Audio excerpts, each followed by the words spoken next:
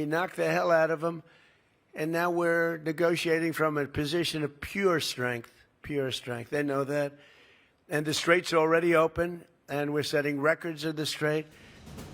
The White House claims Iran's leadership may now be ready to make key compromises as negotiations continue. President Trump says Iran is seeking a deal after what he described as a strong display of American resolve. Trump has suggested that a final agreement between the United States and Iran could be reached sooner than many expected. As tensions ease, President Trump says the United States is negotiating with Iran from what he calls a position of pure strength. Speaking at the White House on June 25, Trump said he expects Washington and Tehran to reach an agreement. The U.S. president claimed Iran's leadership now wants a deal badly following the recent conflict. Trump defended his decision to strike Iran, saying the action prevented Tehran from moving closer to a nuclear weapon.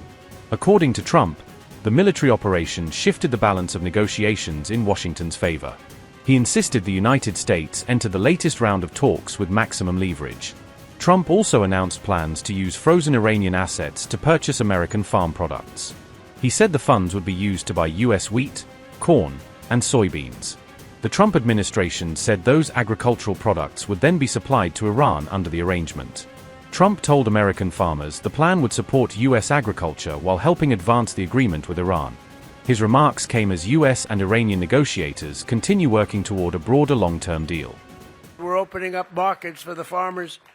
We have another one, a new market coming up, and that's called the lovely country of Iran. It's a beautiful place. Would anybody like to go there? The Islamic Republic of Iran, they're having a hard time with food, and we're going to be taking some of their money and we'll spend it, and we're going to be buying wheat, soybeans, and corn, a lot of it. And that process is going to be starting pretty soon. It's going to be pretty big, too. I think it's going to be very big. We have an expanded market, dairy in Europe, and the dairy market, as you know, in Europe, we've opened it up because they had it closed. In Asia, South America, Australia is now allowing U.S. beef into its market for the first time in more than 25 years. And China is committed to purchase at least $17 billion in U.S. agricultural products, in particular soybeans. So I just left President Xi 3 or 4 weeks ago, and he's agreed to purchase $17 billion worth of mostly soybeans and different things, but mostly soybeans. I terminated the insane electric vehicle mandate, where they wanted your tractors within 5 years to be all electric. That's just what you want, is an electric tractor. Would anybody like an electric tractor? Because typically it's not the greatest. You run out of fuel. If you're out in the field someday and you're running a little low on juice, you'll never get it started. You might as well abandon it. So ridiculous. But I ended the electric vehicle mandate, which would have gutted the ethanol industry forever.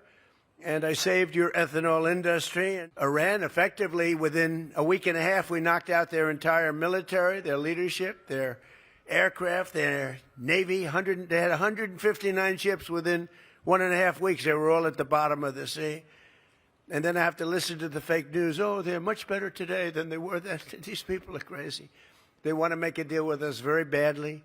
And we probably will. I think we will. But the strait is open. Yesterday, they took out 19 million barrels of oil. That's the most in the history of the strait. And the oil prices are dropping like a rock. And, you know, as goes oil, so goes everything else, including all of your products. You have to spend a lot of money for your tractors. Now you're going to be spending much less than you were spending just a few weeks ago. And, you know, with all of the, and Scott will tell you this, with all of the things you hear about, we had to go and make a U-turn. We had the best numbers we've ever had. And I called in Scott, I called in Howard, I called in a lot of the people standing right there. I called in our great Secretary of the Interior, Doug, and I said, here's the story. We just hit records. Our country is doing better than it's ever done. The stock market, we've had 73 all-time highs in less than a year and a half. Think of that, 73 days we hit highs. But we had just hit the highest we ever were. And that was 3 months ago, 3.5 months ago. And I said, well, here's the story. We're doing great, but now we're going to have to make a U-turn. We're going to have to journey down to the Islamic Republic of Iran. Because if we don't do it, they're going to have a nuclear weapon. And if they have a nuclear weapon, the world is in great danger. Israel is gone. The Middle East is gone. But the world is in great danger. And I said, we're going to journey down. We're going to do what we have to do. And we did. We knocked the hell out of them. And now we're negotiating from a position of pure strength. Pure strength. They know that. And the strait's already open. And we're setting records of the strait. But we had to do that. We cannot let Iran have a nuclear weapon. You want to see problems, right? You know that. You want to see problems?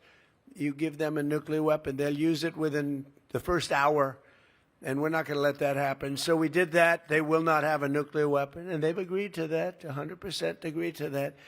But very importantly, though, we have the hottest country right now anywhere in the world. We have the strongest military in the world. I rebuilt the military in my first term. We have the strongest military anywhere in the world. We have the hottest country anywhere in the world. We're doing things that nobody believed.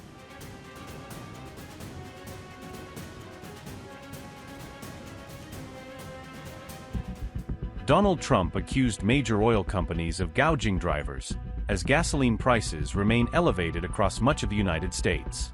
The U.S. president said he had directed the Department of Justice to examine major energy firms over fuel pricing practices. Trump specifically named Chevron, ExxonMobil, Shell, and BP, arguing that American consumers deserve greater price relief. According to Trump, gasoline prices should be closer to $2.25 per gallon rather than the current national average.